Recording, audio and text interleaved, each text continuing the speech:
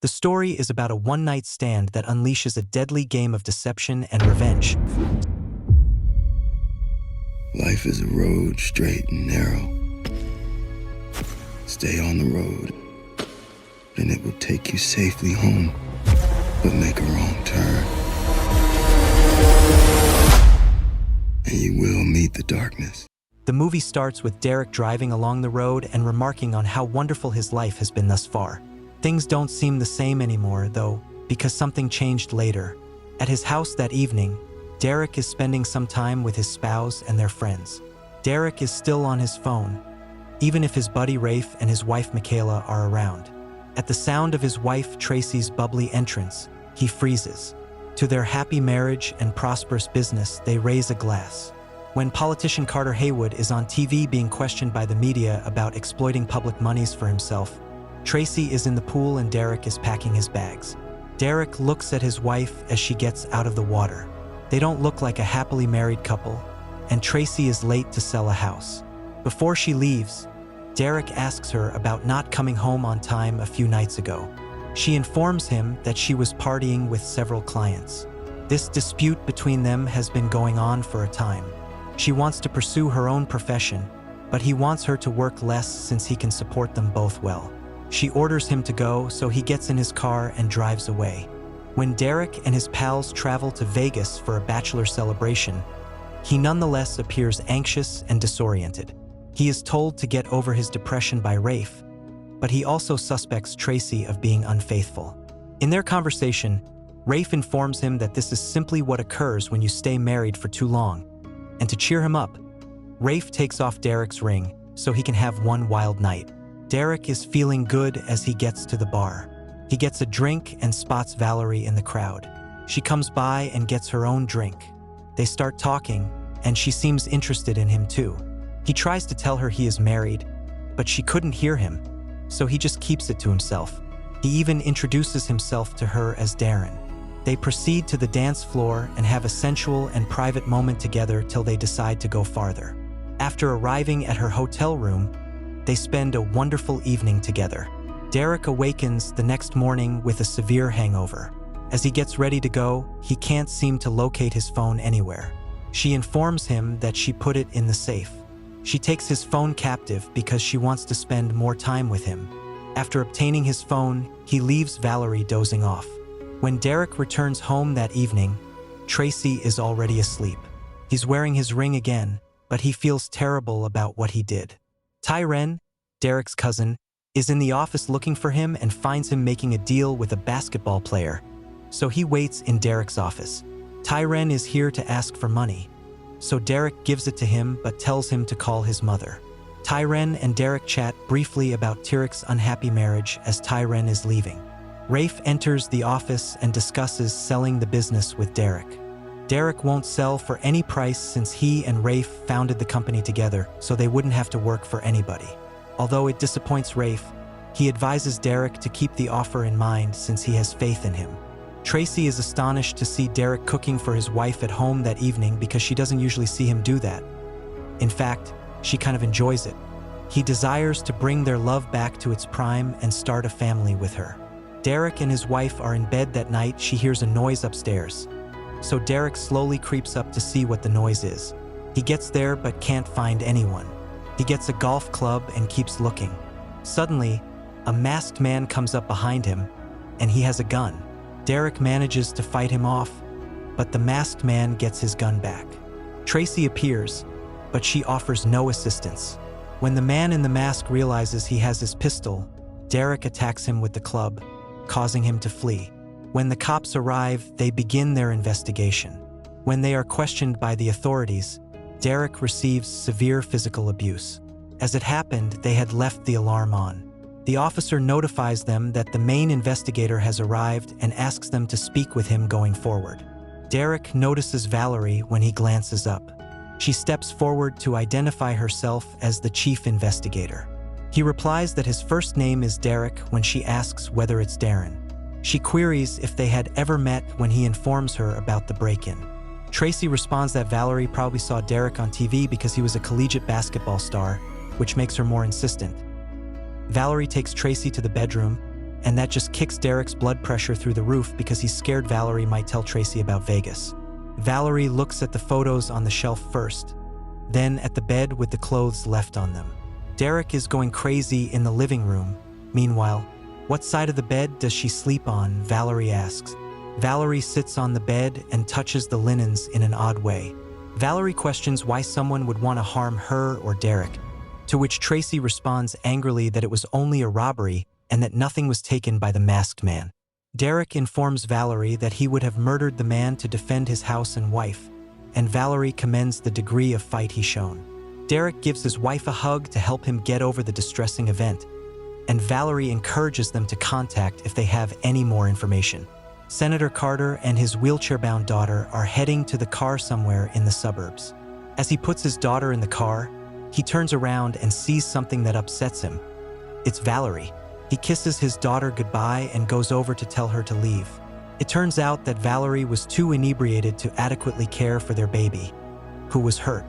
As a result, Carter filed a restraining order to prevent Valerie from seeing their daughter. Valerie had a flashback at that point. When her daughter entered to play with her pistol, she was unconscious from intoxication. The girl is permanently confined to a wheelchair after it malfunctions. Derek is placed in an interrogation room at the police station. He paces the room uneasily, and Valerie watches him through the glass. When she eventually enters, he checks to make sure the cameras are off and requests to speak with her, but not about the case. It concerns the evening they spent in Vegas. He wants her to keep that night just between the two of them so he can protect his marriage. He mentions that he only lied because he thought it was just a game like what people usually do when they're in Vegas. Valerie appears outraged and serious about this, but after a while she loosens up and tells Derek that she was only kidding. Then, declaring that she is the city's top investigator, she promises to identify the perpetrator. She believes that was an attempt to hurt him, so he should exercise caution in the interim. When Derek returns back to his office, he searches for Valerie on Google, learning about her connection with Carter, her successes, and even the accident she had with her kid. After searching for his wife, Derek arrives home, but she is not by herself. Valerie has already arrived to check if she overlooked any evidence. She tells Derek that's all she's there for. That night, he tells her he remembers nothing else and assures him she will find the man that did it.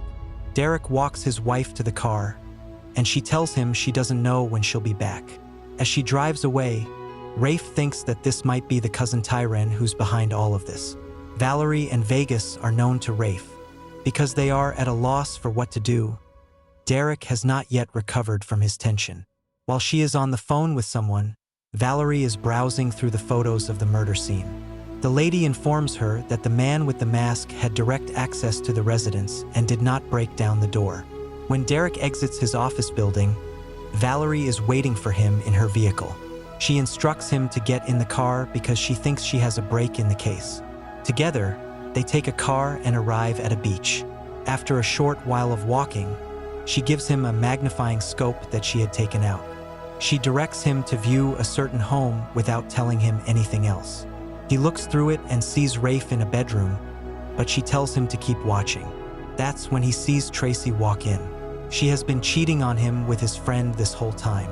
Derek is pissed and Valerie warns him not to go over to the house. Derek breaks down right on the beach, filled with white-hot rage. Carter walks out of his house, and Valerie was waiting for him. Now that Carter is being investigated, she may have a decent chance of getting custody of her kid. Carter is not going to allow her to ever be close to her daughter again, even if she wants him to approve of this. He walks to his car after telling her he has people to make sure she never wins. Valerie is furious about this. That evening, Derek contacts Valerie to meet him at home while intoxicated. After leaving his car, he joins her at her flat. She brings him a glass, but he is still drinking straight from the bottle. She exudes concern and kindness. She then unleashes even another bombshell. Not only was Rafe attempting to assassinate Derek, but Tracy was in on it. The plan was to kill Derek and take the whole company for themselves. Derek doesn't believe this, but she tells him the facts. Tracy didn't call the police or come to help him. Valerie convinces him they are guilty. She then says something evil. Derek had to murder them first in order to defend himself. Valerie persuades him that they are at fault. Then she mentions something dark. Derek needs to murder them in order to defend himself, and with his current level of rage, he could really do so. She eventually connives to have him sleep with her once again. Valerie sobs in the shower as Derek leaves, recalling everything Carter said to her back at the home. When Derek opens the door, he finds the police there, requesting that he accompany them to the station, but they withhold the reason from him. They get to the station, and a clearly hungover Derek is in the interrogation room again. Valerie walks in and asks him if he did it, but he has no idea what she's talking about. She then gives him images of Rafe's murder and his wife. Startled by what he is witnessing, Derek begins to cry. Because he left Valerie's apartment in time to go over and kill them, Valerie believes he did it. She brings up his history, and all he can do is deny it. Tyren dropped the armed robbery accusations against him that had been brought against him years prior. She then takes off his wedding band at the site of the crime. As it happens, Derek visited the residence. Upon seeing them in bed, he remained silent. He removed his ring, tossed it to the ground, and turned to go. Although Valerie is adamant that he killed them, he is still denying it. The press was there as he was being taken to a different room. He watches on as his lawyer gives an interview on TV about Derek's innocence. When he got to his office, it was empty. Everyone quit because of the case. Valerie arrives home with her family, followed by Derek. Tyren observes while she informs him that Derek is currently the case's main suspect. She informed him that even if he didn't do it, he wanted to, and all of a sudden she got this expression on her face. She completed it on his behalf.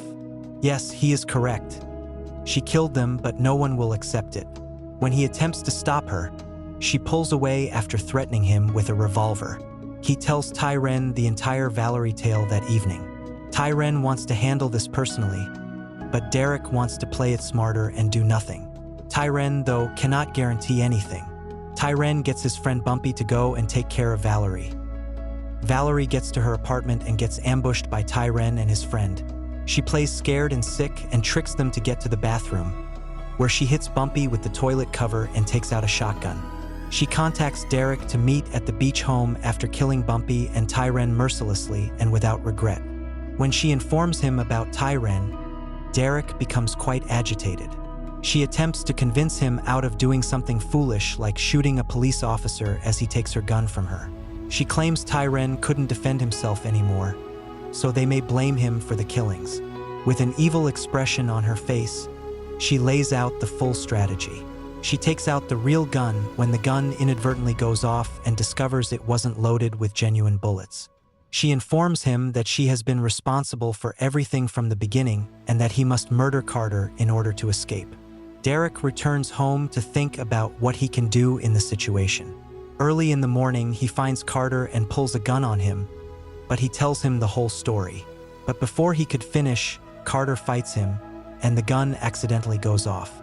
When Derek arrives at Valerie's place, he tells her everything that transpired, but she wouldn't release him. When she informs him that she's done everything to get her kid back, he snatches the pistol. She turns to kill him, but he fires back. Derek shot her after thinking he had killed her, but she reappears and stabs him several times with a knife. He shows her that he taped their talk on his phone as they descend the elevator. After a while, Derek is seen traveling along the street. His identity was cleared by the tape and he is now free. Now that this chaotic phase of his life is over, he can finally move on when the movie concludes. Hit subscribe and the bell for more awesome videos. See you in the next one.